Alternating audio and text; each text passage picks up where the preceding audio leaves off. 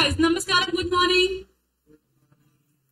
तो हम लोगों ने कल तक क्या पढ़ा था, रिवाइज भी कर लिया मैंने, तुम्हारे डाउट्स भी ले लिए हैं। आई होप अभी डाउट्स नहीं है। तो let's move ahead to the next topic, that is cases where surety is not discharge. तो हम पढ़ क्या रहे थे, contract of guarantee. Contract of guarantee में हमने डिस्चार्ज ऑफ श्योरिटी पढ़ना चालू किया था। अब उसमें हमने कल तक ये पढ़ा कि कब कब और कौन कौन से सिचुएशन में श्योरिटी डिस्चार्ज हो जाता है। तो श्योरिटी कौन कौन सी सिचुएशन में डिस्चार्ज नहीं हो सकता वो आज के सेशन में आप पढ़ोगे, ठीक है। देखो, सेक्शन 136 बोलता है, क्या बोलता है, surety not discharge when agreement made with third person to give time to the principal debtor. देखो कितने पार्टीज होते हैं कॉन्ट्रैक्ट ऑफ गारंटी में, 3। कौन कौन है, रिमाइंड कराओ मुझको, प्रिंसिपल डेटर, क्रेडिटर और श्योरिटी, बराबर की नहीं। इन दोनों के बीच में कॉन्ट्रैक्ट होता है, इन दोनों के बीच में कॉन्ट्रैक्ट होता है और इन दोनों के बीच में एक कॉन्ट्रैक्ट होता है, क्लियर की नहीं। यही 3 कॉन्ट्रैक्ट बनते हैं, प्राइमरी कॉन्ट्रैक्ट, सेकेंडरी कॉन्ट्रैक्ट और इम्प्लाइड कॉन्ट्रैक्ट। यहां तक किसी को डाउट नहीं है। अब अपना सेक्शन 136 क्या बोलता है, surety not discharge when agreement made with third person. अगर क्रेडिटर ने किसी थर्ड पर्सन के साथ अग्रीमेंट बनाया है, क्यों अग्रीमेंट बनाया है, to give time to the principal debtor, ताकि वो क्या कर सके, एक्स्ट्रा टाइम या ज्यादा टाइम दे सके। किसको देगा, टाइम टू प्रिंसिपल डेटर। तो अगर क्रेडिटर ने किसी थर्ड पर्सन के साथ कॉन्ट्रैक्ट किया है कि वो प्रिंसिपल डेटर को एक्स्ट्रा टाइम दे रहा है अपने पैसे देने का, रिटर्न करने का, या फिर पेमेंट बाद में करने का टाइम देता है, तो क्या इस सिचुएशन में श्योरिटी अपनी लाइबिलिटी से डिस्चार्ज हो सकता है, क्या नहीं। अगर यही क्रेडिटर ने प्रिंसिपल डेटर के साथ कॉन्ट्रैक्ट किया होता without taking consent of surety, तो यस, इस सिचुएशन में इस सिचुएशन में जो श्योरिटी है वो डिस्चार्ज हो जाता। लेकिन क्योंकि अब जो क्रेडिटर है वो कॉन्ट्रैक्ट किसी थर्ड पर्सन के साथ कर रहा है कि मैं प्रिंसिपल डेटर को एक्स्ट्रा टाइम दे रहा हूं, बराबर की नहीं। तो अगर क्रेडिटर ने किसी थर्ड पर्सन के साथ कॉन्ट्रैक्ट किया है एक्स्ट्रा टाइम देने का ताकि डेटर्स बाद में पे कर सके, इतने टाइम पीरियड के बाद पे कर सके, तो उस सिचुएशन में जो श्योरिटी है वो डिस्चार्ज नहीं होता, श्योरिटी डिस्चार्ज नहीं होता। देखो क्या लिखा है, where a contract to give time to the principal debtor is made by the creditor with a third person. ये इंपॉर्टेंट है, क्रेडिटर ने अगर किसी थर्ड पर्सन के साथ अग्रीमेंट किया है, कॉन्ट्रैक्ट बनाया है कि मैं डेटर को एक्स्ट्रा टाइम दे रहा हूं पे करने का, and not with the principal debtor, और प्रिंसिपल डेटर वो थर्ड पर्सन नहीं है, तो श्योरिटी डिस्चार्ज नहीं होता है। क्लियर हो गया आप लोगों को। सेक्शन नंबर 136 बहुत सिंपल सेक्शन था। क्या बोला उन्होंने, अगर क्रेडिटर ने किसी थर्ड पर्सन के साथ कॉन्ट्रैक्ट किया है प्रिंसिपल डेटर को एक्स्ट्रा टाइम देने का, तो श्योरिटी डिस्चार्ज होगा, क्या नहीं डिस्चार्ज होगा। सेकेंड, अच्छा एग्जाम्पल, तो यहाँ पे क्या लिखा है, C the holder of an overdue bill. C bill को होल्ड कर रहा है, होल्ड कौन करता है, वही पर्सन जो बिल का पैसा लेने वाला है, वही तो बिल का होल्डर होता है, बराबर की नहीं। मतलब मुझे पैसे मिलना है, इस बिल में जो पैसे लेके मुझको मिलने वाले हैं, तो सी क्या बन गया, होल्डर बन गया। तो now in this situation C is the creditor, समझा। Overdue bill of exchange drawn by A ने ड्रॉ किया, मतलब ए ने क्या दिया, प्रॉमिसरी नोट दिया है बी को कि देख मैं तेरे को प्रॉमिस करता हूं कि अगर तेरे को बी ने पैसे नहीं दिया तो मैं तुझको पे करूंगा। तो here in that context A becomes the surety and B becomes the principal debtor. Clear है अभी क्या हो रहा है। देखो ए क्या कर रहा है, बिल्स ऑफ एक्सचेंज को होल्ड कर रहा है। जो बिल्स ऑफ एक्सचेंज को होल्ड क्यों कर रहा है, क्योंकि उसके पास बिल है। पता है जिसके पास बिल होता है वो उसको एनकेश करा सकता है। तो सी के पास बिल है, सी के पास बिल क्यों है, क्योंकि सी ने गुड्स दिया है और ए ने प्रॉमिस किया है कि अगर बी पैसे नहीं देगा ना तो ये बिल रखो तुम in the form of promissory note या बिल्स ऑफ एक्सचेंज कि मैं प्रॉमिस करता हूं कि इस बिल में लिखा हुआ अमाउंट मैं पे करूंगा। समझ रहा है आप लोगों को। तो इस कॉन्टेक्स्ट में देखोगे तो ए श्योरिटी बनता है और बी क्या बनता है, principal letter who is liable to make the payment to C who is the creditor in this scenario and accepted by B. B ने भी एक्सेप्टर तो वही होता है ना जो पैसे देने वाला है, जो पैसे देने वाला है वो बिल को एक्सेप्ट करता है। तो बी क्या है, उसने एक्सेप्ट किया कि हाँ इसमें लिखा हुआ अमाउंट देने की लाइबिलिटी मेरी है। लेकिन ये बिल बी ने बनाया है क्या, ये बिल बनाया किसने है, ए ने, और ए कौन है, बी का श्योरिटी है। और बी क्या बोल रहा है यहाँ पे, सी जो है किसके साथ कॉन्ट्रैक्ट करता है, एम के साथ कॉन्ट्रैक्ट करता है। तो सी कौन था, अपना क्रेडिटर था, और एम कौन है, अपना थर्ड पार्टी है। तो अगर सी एम के साथ कॉन्ट्रैक्ट करता है कि ठीक है भाई मैं क्या करूंगा, अपने प्रिंसिपल डेटर को एक्स्ट्रा टाइम दूंगा पेमेंट करने का, तो उस सिचुएशन में ए डिस्चार्ज होगा क्या, ए श्योरिटी है, ए डिस्चार्ज होगा क्या, नहीं, ए डिस्चार्ज नहीं होगा। क्यों नहीं होगा, क्योंकि जो मेरा क्रेडिटर है वो प्रिंसिपल डेटर से नहीं, वो थर्ड पर्सन के साथ कॉन्ट्रैक्ट कर रहा है। समझा अभी आप लोगों को, यहाँ तक क्लियर है, कोई डाउट है अभी, कैरेक्टर समझ में आ गए, इंटरप्रिटेशन हिल गया था अपना, फिर से हम लोगों ने सुधार लिया उसको, चल जाएगा आप लोगों को, ग्रेट। अब नेक्स्ट क्या बोला है, creditor's forbearance to sue does not discharge the surety. अगर क्रेडिटर बोलता है कि नहीं मुझे केस करने में इंटरेस्ट नहीं है, तो क्या श्योरिटी डिस्चार्ज हो गया, नहीं हुआ। सेक्शन 137 बोलता है अगर क्रेडिटर ने प्रिंसिपल डेटर के साथ अग्रीमेंट किया कि मैं तेरे ऊपर स्यू नहीं करूंगा, तो श्योरिटी डिस्चार्ज होता है। अगर आप लोगों को याद आ रहा होगा तो कल हमने पढ़ा था ना ये पॉइंट, आर्टिकल के आज भी तो रिवाइज किया हम लोगों ने।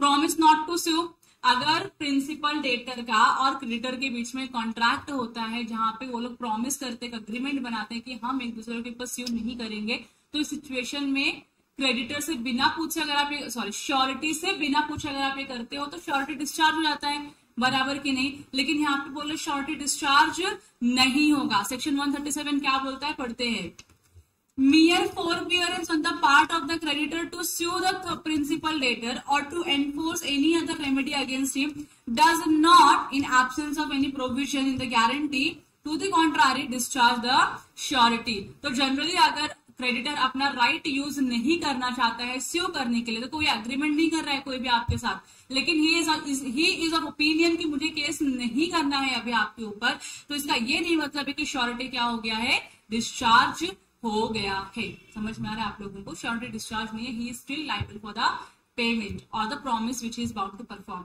इन the default of principal debtor. अब देखो यहाँ पे क्या लिखा है, B owes to C a debt guaranteed by A। B owes to C a debt guaranteed by A में A, B, C का मुझे आप नाम बताओ कौन क्या है, Who is A?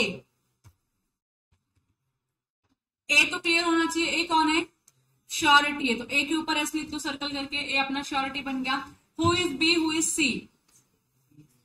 B is the principal debtor, B has to make the payment to C and C is the creditor। समझ में आ रहा है आप लोगों को, B owes to C का मतलब होता है B के ऊपर लाइबिलिटी है C को पैसे देने की। समझ में आ रहा है, B is under an obligation to make the payment to C। तो C ने पैसे दिए रहेंगे तो कभी ना कभी जो अभी रिटर्न लेने की राइट है C के पास, और B के ऊपर लाइबिलिटी है पैसे देने का, और C क्या है, अपना A क्या है, इसमें श्योरिटी है। कैरेक्टर क्लियर हो गया आप लोगों को, A B C। The debt becomes payable, अब वो जो भी लाइबिलिटी थी कि हाँ इस दिन पे पेमेंट आएगा, वो पेएबल हो गया, पेमेंट आने वाला है। And C does not sue for a year after the date has become payable. मतलब से फॉर एग्जाम्पल अगर 1 जनवरी 2024 को लाइबिलिटी पेएबल था, मतलब mister P was liable to make the payment as on 1 January 2024, लेकिन अब आ गया है 1 जनवरी 2025 आ गया, अभी तक C ने B के ऊपर स्यू नहीं किया है। A is not discharged from his श्योरिटीशिप। समझा आप लोगों, क्योंकि आगे जाके शायद कभी ना कभी कर दे, जब करेगा तब तो आपको पैसे देने पड़ेंगे कि नहीं देने पड़ेंगे, यस, इसके लिए यहाँ पे श्योरिटी डिस्चार्ज नहीं होगा। ऊपर आपने क्या किया था, आपको कंफ्यूज नहीं होना इन दोनों सेक्शन में। ये जो सेक्शन था आपका 135, सेक्शन 135 बोलता है बिना श्योरिटी के कंसेंट के अगर आप अग्रीमेंट करते हो, प्रिंसिपल डेटर और क्रेडिटर मिलकर अग्रीमेंट करते हैं कि हम एक दूसरे के ऊपर केस नहीं करेंगे, that is where the surety's liability ends. समझा आप लोगों को, वहां पे श्योरिटी की लायबिलिटी खत्म हो जाती है। यहाँ पे ऐसा कुछ नहीं है। सेक्शन 137 क्या बोल रहा है कि अगर अगर क्रेडिटर ने केस फाइल नहीं किया डेटर के ऊपर, डेट पेएबल होने के बाद भी, इसका ये नहीं मतलब है कि श्योरिटी अपने लायबिलिटी से डिस्चार्ज हो गया। वो कभी ना कभी तो कर ही सकता है, अभी नहीं क्या ना, कभी ना कभी कर सकता है, बराबर की ना। परफॉर्मेंस अपना डिमांड कर सकता है, तो जब डिमांड करेगा तब आपकी लायबिलिटी आएगी, अगर प्रिंसिपल डेटर ने डिफॉल्ट किया तो। क्लियर हो गया आपको? डिफरेंस समझ में आ गया दोनों सेक्शन में, 135 में 137 में? कंफ्यूज रहोगे उन दोनों सेक्शन में? नहीं रहोगे, गुड। फिर उसके बाद नेक्स्ट पॉइंट क्या बोला है, discharge of surety by creditor's act और omission impairing surety's eventual remedy. मतलब क्रेडिटर ऐसा कुछ काम करता है जिसकी वजह से ऐसा रिजल्ट आता है कि जो श्योरिटी है उसके लिए जो कुछ रेमेडीज थी जो उसको मिल सकती थी after the performance of his part of obligation, लेकिन क्रेडिटर ने कुछ ऐसा कांड कर दिया, कुछ ऐसी एक्टिविटी कर दिया, ऐसा कुछ नहीं किया जो उसको करना चाहिए था, जिसकी वजह से श्योरिटी क्या हो जाएगा, हो जाएगा। तो यहाँ पे क्या बोला है, discharge of surety by creditor's act और ओमिशन इंपेयरिंग श्योरिटीज रेमेडी। मतलब श्योरिटी डिस्चार्ज होगा अगर क्रेडिटर ने ऐसा कोई एक्ट किया जिससे जो श्योरिटी है उसकी रेमेडी के ऊपर क्या आएगा, इंपैक्ट आएगा। से for example what is remedy here, example देती हूं तुमको कि अगर प्रिंसिपल डेटर ने डिफॉल्ट किया तो कौन लायबल होगा, अभी श्योरिटी। तो श्योरिटी ने अगर पे किया क्रेडिटर को तो उसके पास राइट है ना अपने पैसे रिकवर करने का। केस हुआ रहेगा, कोर्ट के फीस भरे रहेंगे तो वो भी रिकवर करने का राइट है कि नहीं, किसके पास, श्योरिटी के पास। किससे रिकवर करेगा, प्रिंसिपल डेटर से, बराबर की नहीं। लेकिन ऐसा कुछ ट्रांजैक्शन हुआ क्रेडिटर और प्रिंसिपल डेटर के बीच में जिस ट्रांजैक्शन की वजह से, इस ट्रांजैक्शन की वजह से इसका जो राइट है वो इम्पैक्ट हो रहा है, इसके पास जो रेमेडीज थे, जो सॉल्यूशंस थे वो इम्पैक्ट हो रहे हैं, तो उस वजह से क्या हो जाएगा, इसका लायबिलिटी वहां पे डिस्चार्ज होगा। बोलेगा मैं परफॉर्म नहीं करेगा अभी, क्योंकि आप लोगों ने क्या किया है, कुछ ऐसे ट्रांजैक्शन किए हैं which is hampering my right as a surety, तो मैं डिस्चार्ज हो जाऊंगा। समझ रहे आप लोग, बेसिक सब।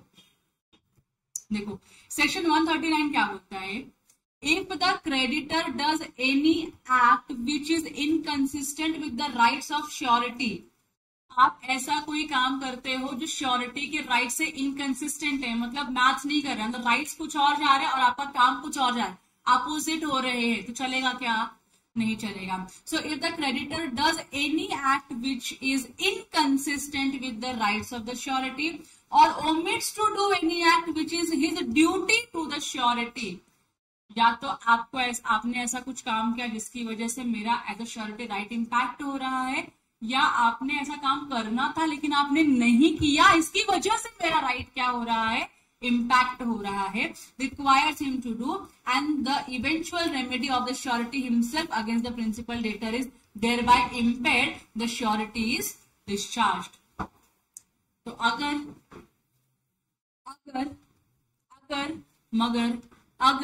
क्रेडिटर के किसी एक्ट से या क्रेडिटर के किसी ओमिशन से, किसी एक्ट से या किसी ओमिशन से जो श्योरिटी है, कौन है, श्योरिटी है, अगर श्योरिटी का जो राइट है, श्योरिटी का राइट अगर क्या होता है, इम्पेयर होता है। इम्पेयर होना मतलब क्या होता है, डैमेज होना, खराब होना। अगर क्रेडिटर के एक्ट से या क्रेडिटर के ओमिशन से श्योरिटी का राइट इम्पेयर या डैमेज होता है तो श्योरिटी क्या हो जाएगा, यहाँ पे श्योरिटी इज डिस्चार्ज। अब उसको क्या नहीं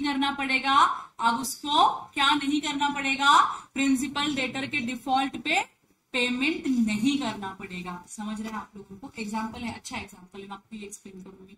क्लियर है? ये लिखा आप लोगों ने जो मैंने लिखा है यहाँ पे, कल को सेक्शन तुम पढ़ोगे तुमको समझेगा नहीं तो बोलने का नहीं कि मैम समझा नहीं हम लोगों को। लिखो इसको, लिखो ऐसा। ये तुमको मैं ये क्यों लिखवा रही हूँ या मैं ये क्यों लिखती हूँ, the only reason is that आपको ये पूरी लाइन पढ़ने की जरूरत नहीं है वाइल रिवाइजिंग द कॉन्सेप्ट। ये आप ये जो चार्ट है ये पढ़ लो, आपका कॉन्सेप्ट रिवाइज हो जाता है।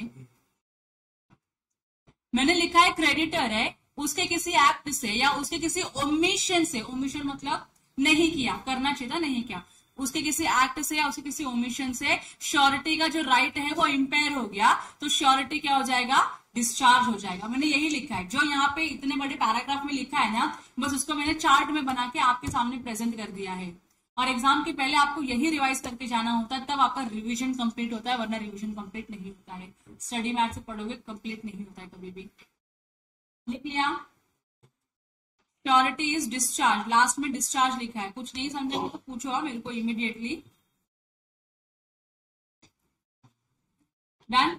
देखो अब इसमें केस लॉ भी आया है, ये केस लॉ पढ़ेंगे हम लोग पहले। केस किसका है, state bank of India, state bank of Saurashtra, India नहीं है, सौराष्ट्र वर्सेस, सौराष्ट्र मतलब एक जमाने में सौराष्ट्र वॉज इंडिया, ठीक है, वर्सेस चित्तरंजना रंगनाथ राजा, CRR, शॉर्टकट में लिख लो तुम,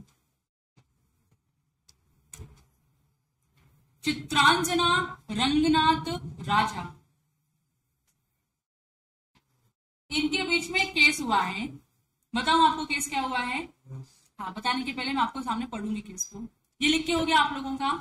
मैं इसको इरेज कर दूं, मेरे को जगह चाहिए रहेगी कुछ ना कुछ बनाने के लिए।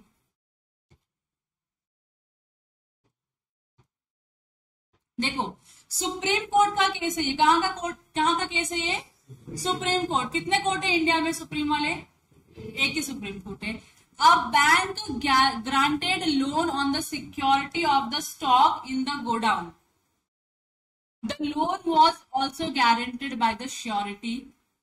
The goods were lost from the godown on account of the negligence of the bank officials. अब मैं आपको बताती हूँ क्या अब तक मैंने पढ़ा है। 3 लाइन में क्या लिखा हुआ है। एक बैंक है, बैंक कौन सी है? स्टेट बैंक ऑफ सौराष्ट्र, ठीक है। SBS बैंक है। SBS बैंक ने ना लोन दिया है। SBS बैंक ने क्या दिया है? लोन दिया है। लोन किसको दिया है SBS बैंक ने? मानो मिस्टर ए को दिया है। सिंप्लिसिटी, मानो किसको दिया है लोन? मिस्टर ए को दिया है। अच्छा, लोन के जो कंडीशंस है ना, लोन के जो कंडीशंस है वो इस तरीके के कंडीशंस है। लोन के जो कंडीशन है कुछ इस तरीके के कंडीशंस है, जहां पे जो बोरोवर है, मतलब कौन बोरोवर? मिस्टर ए जो है, मिस्टर ए को 2 चीजें प्रोड्यूस करनी पड़ेंगी लोन लेने के लिए। पहला क्या प्रोड्यूस करना है उसको? अपना स्टॉक। स्टॉक तो जनरली जो फैसिलिटी होती है, CCOD वाली फैसिलिटी जो होती है, वो आपको स्टॉक एंड डेटर्स में मिलती है। जो स्टॉक आपकी बैलेंस शीट में होते हैं, तो कल को अगर आपने अपने अगर लोन का इंस्टॉलमेंट पे नहीं किया तो बैंक आएगी, आपके स्टॉक को सीज करेगी और लेके चली जाएगी और बेचेगी और अपने पैसे रिकवर करेगी। समझ में आ रहा है इसको? तो उन्होंने क्या बोला, पहले तो आप क्या प्रोड्यूस करोगे? Stock in the form of security. कल को आप डिफॉल्ट करोगे तो हम इसमें से पैसे अपने रिकवर करेंगे। लेकिन स्टॉक मैंने बोला मूवेबल असेट होता है, कभी ज्यादा होता है कभी कम होता है, कुछ भी हो सकता है ना। तो इन्होंने क्या बोला कि स्टॉक के साथ साथ हमको एक आपका चाहिए श्योरिटी। हमको कौन चाहिए? श्योरिटी चाहिए, जो ये गारंटी लेगा कि अगर मिस्टर ए ने लोन लेने के बाद रीपेमेंट में डिफॉल्ट किया तो हम स्टॉक से भी पैसे रिकवर करेंगे, हम श्योरिटी से भी पैसे रिकवर करेंगे। समझ में आ रहा है आप लोगों को? यहां तक क्लियर है? अब ये जो स्टॉक है ना, स्टॉक किसके कस्टडी में है, या फिर जो स्टॉक है किसके इसमें कस्टडी नहीं बोल सकते हम लोग, लेकिन किसकी निगरानी में है, मतलब स्टॉक का ध्यान रखना किसकी रिस्पॉन्सिबिलिटी थी? तो यहाँ पे बैंक के जो ऑफिसर्स होते हैं उनकी रिस्पॉन्सिबिलिटी थी कि स्टॉक गोडाउन में जो है वो सही सलामत है या नहीं, वो चेक करने की। और जितना लिखा हुआ है रिपोर्ट्स में, जितना लिखा हुआ है उतना ही एक्चुअल गोडाउन में है या नहीं है, ये चेक करने की रिस्पॉन्सिबिलिटी बैंकर्स की थी। अब बैंकर ने क्या किया? केयरलेसनेस दिखाया। क्या दिखाया बैंकर्स ने? केयरलेसनेस दिखाया। मतलब ऐसे आप लोगों की तरह बिहेव करने लगे, हाँ ठीक है ना, होगा ना स्टॉक, क्या फर्क पड़ता है, जितना लिखा उतना होगा। उन्होंने प्रॉपरली चेक नहीं किया। केयरलेसनेस की वजह से कुछ जो स्टॉक थे वो क्या हो चुके थे? चोरी हो चुके थे। स्टॉक क्या हो चुके थे? चोरी हो चुके थे। बैंक की गलती की वजह से स्टॉक चोरी हो गया। मतलब अगर बैंक ने उसको 10 लाख रुपए का लोन दिया होगा और बैंक के पास स्टॉक अगर 12 लाख रुपए का होगा और बैंक ने श्योरिटी को बोला कि 10 लाख रुपया तू पे करेगा, स्टॉक कितने का है? 12 लाख रुपए का, और श्योरिटी कितना पे करेगा? 10 लाख रुपया पे करेगा। तो पहले आप स्टॉक से रिपे करोगे, उसके बाद श्योरिटी के पास आओगे। अब ये हो गया स्टॉक में का ना 6 लाख का स्टॉक, 6 लाख नहीं 7 लाख का स्टॉक क्या हो गया? चोरी हो गया है। तो अब इनके पास स्टॉक कितने का बचा? सिर्फ और सिर्फ 5 लाख का स्टॉक बचा, मतलब अगर जो प्रिंसिपल डेटर है जिसकी पे करने की लायबिलिटी थी उसने पे नहीं किया, तो बैंकर क्या करेगी, स्टॉक बेचेगी, पैसे रिकवर करेगी, श्योरिटी को बुलाएगी, पैसे उससे रिकवर करेगी, बराबर की नहीं। तो बैंक की गलती की वजह से 7 लाख का स्टॉक चोरी हुआ ना।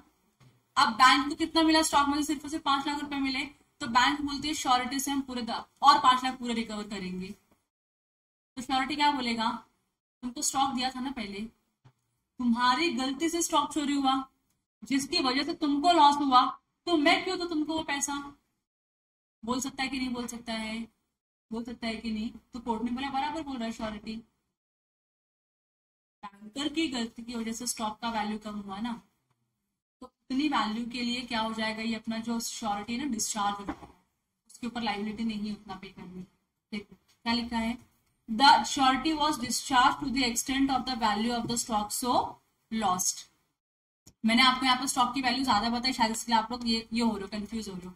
मान लो ये स्टॉक होता सिर्फ और सिर्फ 6 लाख रुपए का, ठीक है। अब समझ रहे हैं आप लोगों को, स्टॉक 6 लाख रुपए का है और श्योरिटी बोलता है कि मैं 4 लाख की गारंटी लेता हूँ। स्टॉक कितने का है, 6 लाख का है, मैं गारंटी लेता हूँ कि 4 लाख अगर इसने नहीं पे किया तो 4 लाख मैं पे करूंगा, बाकी 6 लाख आप कहां से निकाल लेना, स्टॉक में से ले लेना। अब बैंकर की गलती की वजह से 3 लाख का स्टॉक चोरी हो गया, 3 लाख का स्टॉक क्या हो गया, अब चोरी हो गया। तो अब बैंकर को स्टॉक बेचे कितना पैसा मिलेगा, सिर्फ और सिर्फ 3 लाख मिलेगा, और इससे कितना क्लेम करेगी बैंक, 4 लाख क्लेम करेगी, बराबर की नहीं। आप पूरा ये स्टॉक का जो 3 लाख आपका चोरी है वो भी इससे मांग सकते हो क्या, आप नहीं मांग सकते हो। क्यों नहीं मांग सकते हो, क्योंकि इसकी गलती नहीं है, आपकी गलती की वजह से स्टॉक का वैल्यू कम हुआ है, इसके लिए अभी 3 लाख रुपया इसकी रिस्पॉन्सिबिलिटी नहीं है आपको देना, ये सिर्फ और सिर्फ 4 लाख रुपया ही देगा। ये क्लियर हो गया आप लोगों को।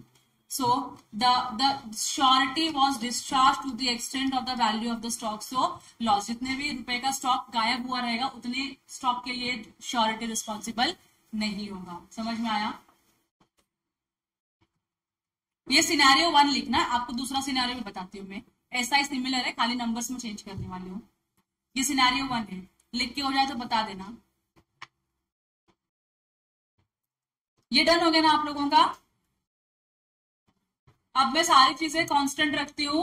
I will change the value of sureties guarantee amount and it let us make it 10 lakh rupees, let us make it 10 lakh rupees, ठीक है।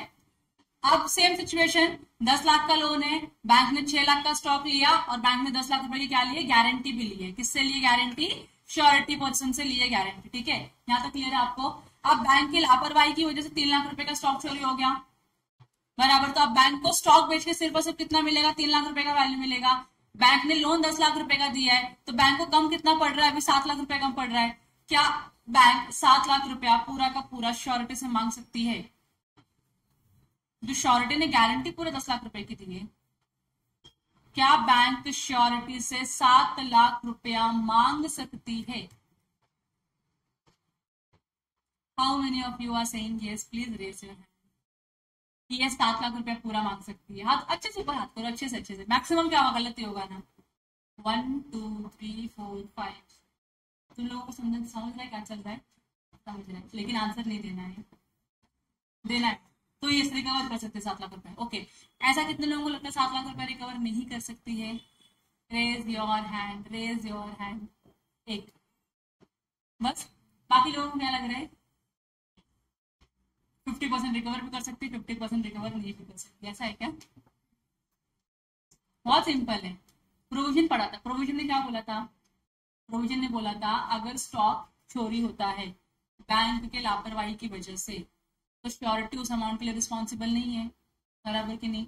तो बैंक की लापरवाही की वजह से 3 लाख रुपए का स्टॉक का नुकसान हुआ ना।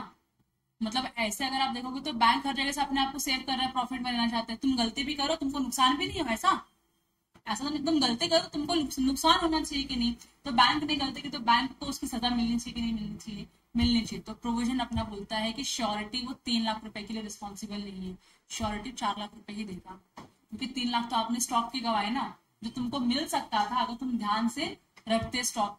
तो तुमने लापरवाही दिखाई, इसके लिए तुमको स्टॉक का वैल्यू नहीं मिला। तो ये वैल्यू आप किससे नहीं मांग सकते हो, श्योरिटी से नहीं मांग सकते हो। समझा अभी आप लोगों को?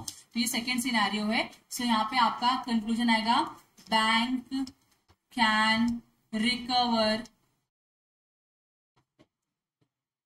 Only ₹4 lakhs from surety.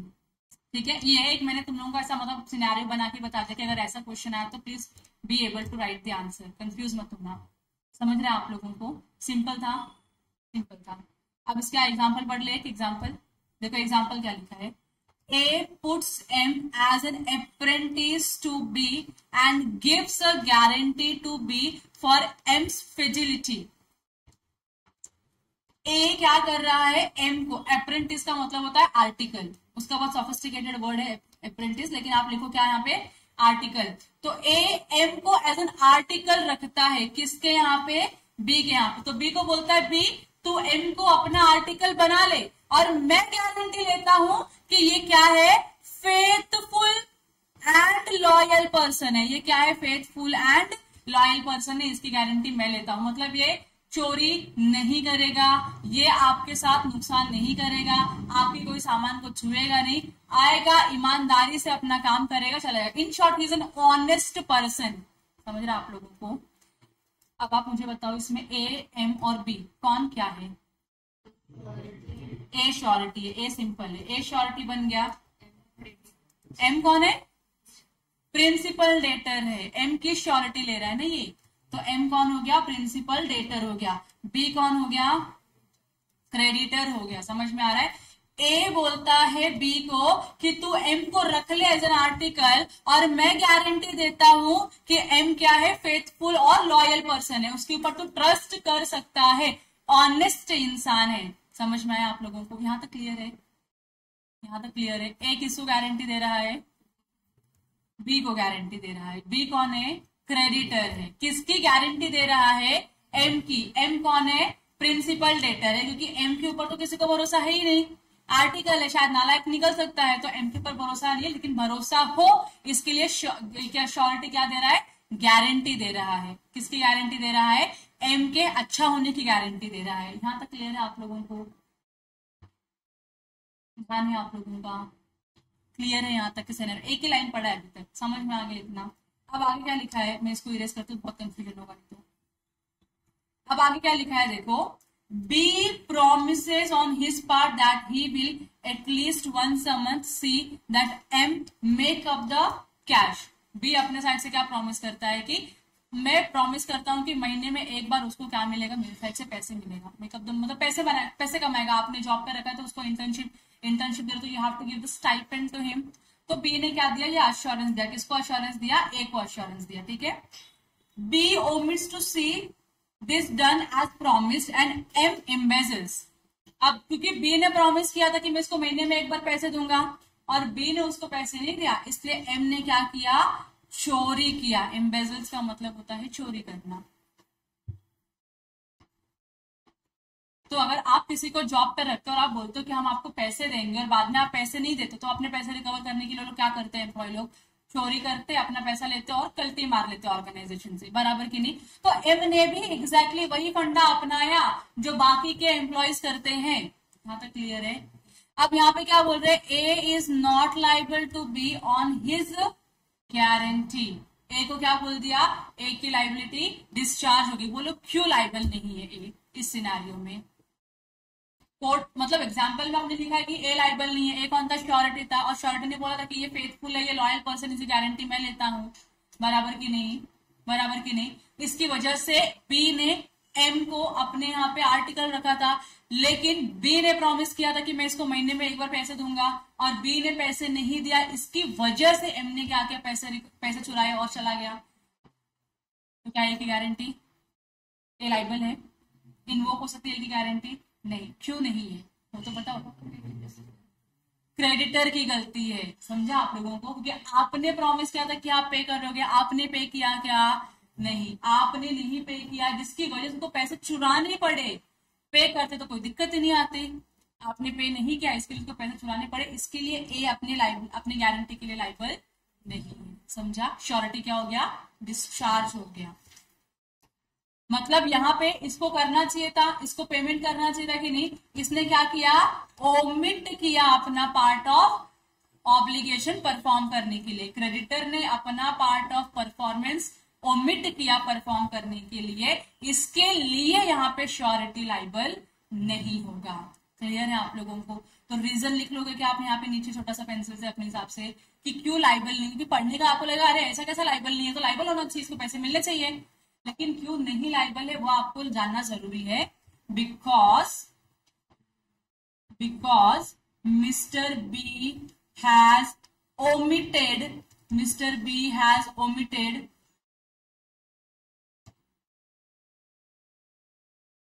omitted his part of promise under a contract of guarantee. तो उसने अपना प्रॉमिस परफॉर्म करने से ओमिट किया है, इसके लिए श्योरिटी की लाइबिलिटी नहीं बनती है। यह आपको पता होना जरूरी है। मैंने लिख दिया है, आप लोग भी लिख लीजिए। आपको आसान शब्दों में लिखना है तो अपने हिंदी मराठी जो लैंग्वेज आपको अच्छी लगती है उस लैंग्वेज में आसान शब्दों में लिखिए, ठीक है? यहां तक क्लियर है? मेरे को यूनिट नंबर 7 आज खत्म करके यूनिट नंबर 8 का एक प्रोविजन आपको एक्सप्लेन करना था। अब मुझे पता नहीं क्या होगा, but at least let's make sure कि यूनिट नंबर 7 तो हम आज खत्म कर ले। बराबर हो जाना चाहिए कि नहीं? यस। चलो अब नेक्स्ट जो कॉन्सेप्ट है that is by the invalidation of the contract of guarantee.